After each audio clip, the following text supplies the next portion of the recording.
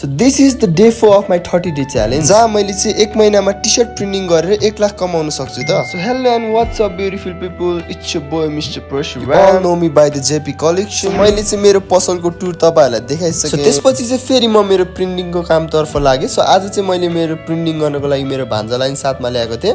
So एक्लैलाई चाहिँ अलि अप्ठ्यारो भएको कारणले उलाई नि मैले एकछिन काममा राखे. के नयाँ एक्सपिरियन्स गरिरहेको थिए प्रिन्टिङको बारेमा. उसले गरेर पनि मेरो कामहरु चाहिँ अलि चाँडो भइरहेको थियो र मैले धमाधम प्रिन्ट गर्न थाले पालै पिलो. यदि हजुरहरुलाई नि यो टी-शर्ट प्रिन्टिङको बिजनेस गर्नु छ भने चाहिँ हामीलाई भेटेर नै कुरा गर्नु होला. मेसेन्जरमा आएर यो कसरी गर्ने के गर्ने किनकि धेरै जनाको मेसेज आउँछ अनि धेरै जनाको रिप्लाई दिन चाहिँ मसँग टाइम हुँदैन एन्ड रिप्लाई नपाएपछि हजुरहरु पनि रिसाउनुहुन्छ. आजको मेरो यो टी-शर्टको डिजाइन चाहिँ कस्तो लाग्यो त हजुरहरुलाई? यो चाहिँ हामीले नयाँ टी-शर्ट ड्रप गरेको छौं. इफ हजुरहरुलाई नि किन्नु छ भने चाहिँ हामीलाई डीएम गर्नु होला. प्राइस चाहिँ मात्र 1350 रुपैयाँ छ है त. सो त्यसपछि मेरो अरु क्यामहरु भए र फेरि म बेलुका आएर फेरि मेरो स्टुडियोमा बसे र डान्स क्लासहरु थियो बच्चाहरुको. सो डान्स क्लासहरु सिध्याए अनि आजको मेरो ब्लग यही सिद्धेको छ. Bye bye guys. सो यो गीतको नाम चाहिँ कसले गेस गर्नुहुन्छ उहाँलाई एउटा चकलेट